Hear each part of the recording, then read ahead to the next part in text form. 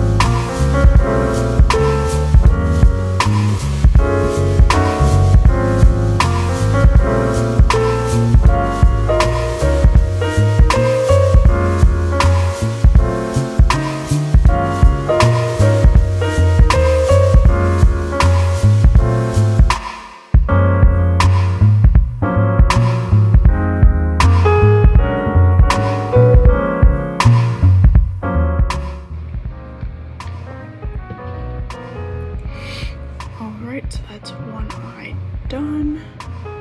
Took me a minute to figure out exactly what I wanted to do, but I like the way this came out. Now I just need to decide, do I want to match it up on this eye or do something different and kind of do two looks in one.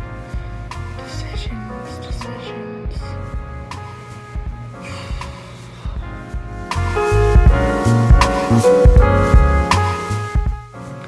Alrighty, so here is the finished eye look. It's really cute. I think it would be really nice for Valentine's Day. I'm gonna go ahead and do the rest of my face now. I've been seeing this trend where people are applying their face makeup with their hands. So I'm gonna try this just because I want to see if it actually does come out good or not. I know that throughout history, that is how people have applied their makeup, is with their hands instead of brushes and sponges and all the stuff that we use nowadays. So I'm gonna find out if it actually makes it look better than your modern makeup tools or not. I'm interested to see, so let's do it.